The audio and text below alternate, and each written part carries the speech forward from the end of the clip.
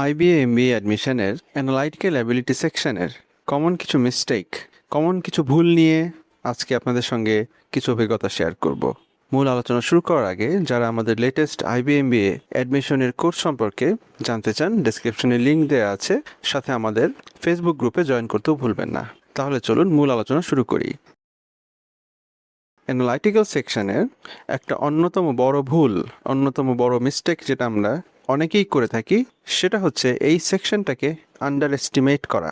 আমরা জানি analytical ability সেকশনে আমাদের 15 নম্বরের মতো প্রশ্ন থাকে, তাই এটা যেহেতু অন্যান্য সেকশনের থেকে ওয়েটেজ প্রায় অর্ধেক থাকে, আমরা অনেকেই এই সেকশনটাকে যথাযথ গুরুত্ব অনেক সময় দেই না।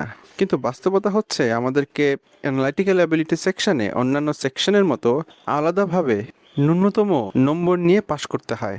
তাই অনেক সময় কম গুরুত্বের কারণে এই অ্যানালাইটিক্যাল অ্যাবিলিটি সেকশনে ন্যূনতম 5 নম্বর নিয়ে বের হয়ে আসাটা আমাদের জন্য কঠিন হয়ে পড়ে।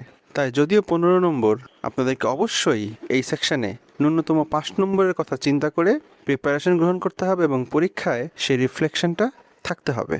দ্বিতীয় যে কমন মিস্টেকের কথা আমি এখন উল্লেখ করতে চাই, সেটা হচ্ছে অ্যানালাইটিক্যাল অ্যাবিলিটি সেকশনের অধিকাংশ প্রশ্নই অ্যানালাইটিক্যাল পাজেল অংশ থেকেই হয়ে থাকে, এবং এই অ্যানালাইটিক্যাল পাজেলের যে কেস থাকে সেই কেসের উপর ভিত্তি করে 4 থেকে 5টা প্রশ্ন হয়ে থাকে। তাই আপনি যদি কেসটা ভালো মতো বুঝতে না পারেন, তাহলে আলটিমেটলি যেই 3 থেকে 4টা বা 5টা প্রশ্ন এই কেসের উপর বেসিস করে হয়ে থাকে, একটা প্রশ্নেরও উত্তর দেওয়া সম্ভব হয় না। তাহলে বুঝতেই পারছেন এই কেসটা বা যেই প্যাসেজটা আপনাদেরকে দেয়া থাকবে এবং যার উপর ভিত্তি করে প্রশ্ন হয়ে থাকে, এই কেসটা বোঝা অত্যন্ত জরুরি। এবং এটা যদি আপনারা নিশ্চিত করতে চান, অবশ্যই আপনাদেরকে আমরা যেই প্র্যাকটিসের যে সোর্সগুলো আপনাদেরকে বলেছি সেখান থেকে যথেষ্ট পরিমাণ প্র্যাকটিস নিশ্চিত করেই পরীক্ষার হলে অ্যানালিটিক্যাল পাজল অ্যাটেন্ড করা উচিত। আদারওয়াইজ সম্ভাবনা আছে আপনি অ্যানালিটিক্যাল পাজলের যে প্রশ্ন, যে কেস, সেটাই আপনি বুঝবেন না, এবং না বোঝার কারণে আপনি হয়তো 4টা বা 5টা প্রশ্নের আনসার দিতে পারবেন না, এবং সেক্ষেত্রে আপনার পাশ করে বের হয়ে আসাটাই অত্যন্ত দুরূহ হয়ে যেতে পারে। তৃতীয় যেই কমন মিস্টেকের কথা আপনাদের সঙ্গে শেয়ার করতে চাচ্ছি, সেটা হচ্ছে রিকমেন্ডেড টাইমের থেকে বা রিকমেন্ডেড সময়ের থেকে বেশি সময় এই অংশে পার করা। এই সেকশনে আপনাদেরকে আনুমানিক 3টা পাজল এবং 2 থেকে 3টা ক্রিটিক্যাল রিজনিং এই ধরনের প্রশ্ন আসতে পারে।